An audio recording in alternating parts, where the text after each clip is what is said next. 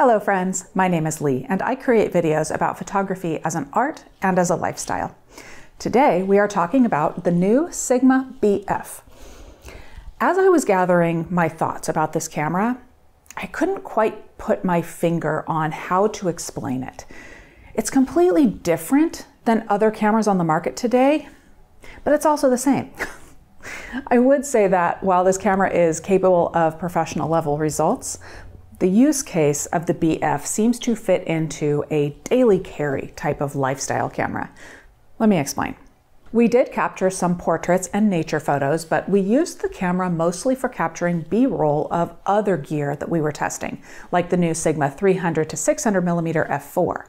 If that video isn't already published, it will be soon, so make sure you are subscribed to the channel to see that beast in action. Here's the thing about capturing B-roll. Raymond and I do not want the camera to take our attention away from what we are doing. We don't want to struggle to achieve autofocus or switch between photo and video modes. We're already testing one piece of gear. We don't want to struggle with whatever we are using to capture the testing. The camera needs to be easy to use and highly capable. That's also what I think a daily carry camera needs to be for a lot of people. If it's a struggle to use, you probably won't bring it out with you, so what's the point in even having it? The BF is an interchangeable lens mirrorless camera. It uses the L mount, which means that you can use any L mount lens, like those from Sigma, Leica, and Lumix. The BF contains a 24.6 megapixel full frame sensor. You've got photo and video modes, interval timer mode, plus focus and exposure bracketing. It does not have in-body image stabilization, but it does have electronic stabilization for video if you are shooting in 4K or less, which works quite well, though you do experience a 1.25x crop. That's expected with E-stabilization, and it isn't a problem for me. There are more advanced options like 6K video and L-log support. The BF has color modes that are the same as what I saw with the Sigma FP and FPL. I do have videos on those. My video of the FPL has lots of sunrise hot air balloon in Sedona photos, if you're interested. I will link to that in the description.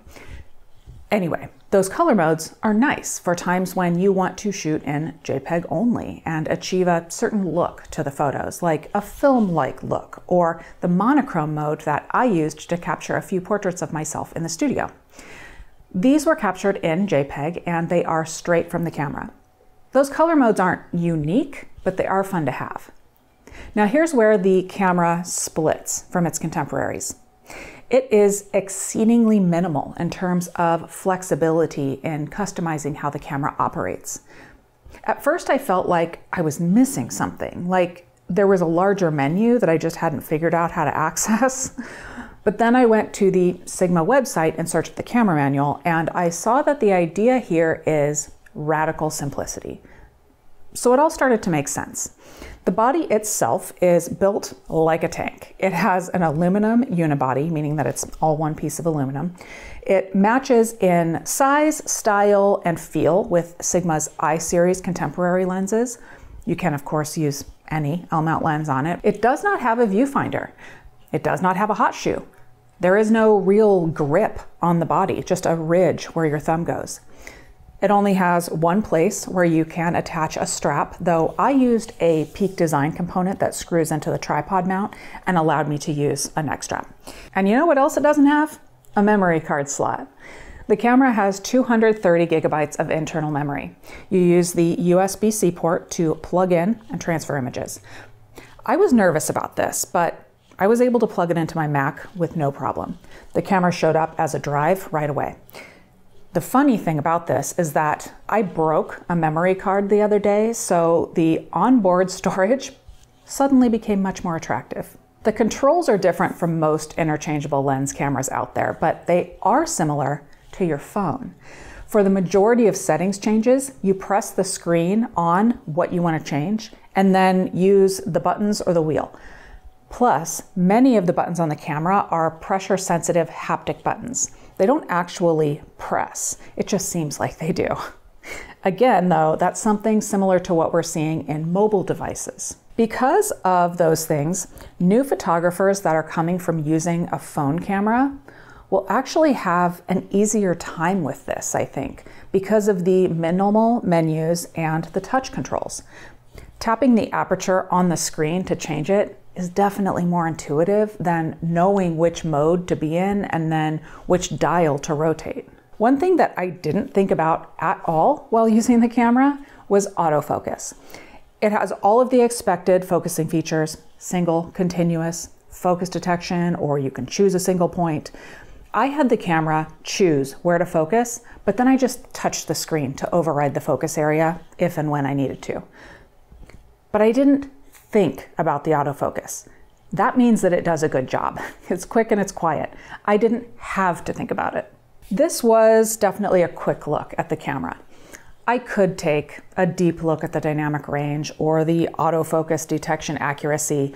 I could see just how much I could squeeze out of the camera. But it isn't really meant for that. Yes, it does a great job. I did go in and look at how much I could recover from the highlights and the shadows in my raw files. The sensor is very good, but the bottom line is that this camera is going to support your day-to-day photography, and then some. If you like the simple package, the simple controls, you just may like this. Raymond wants it, which is funny because he never wants a camera with no viewfinder. I think it's the simplicity and that it feels good in the hand that attracts him. And that's it for today. I will link to a few things in the description of this video, like some of my other L-mount reviews. I'll also link to the BF and the lenses that we used. As always, I would love to hear your thoughts. Let me know in the comments below. I suspect that I'm going to see some wildly different viewpoints down there. This camera is so different from anything else on the market right now. I look forward to reading your thoughts. Thank you to Sigma for allowing me to borrow the BF, and thank you for watching.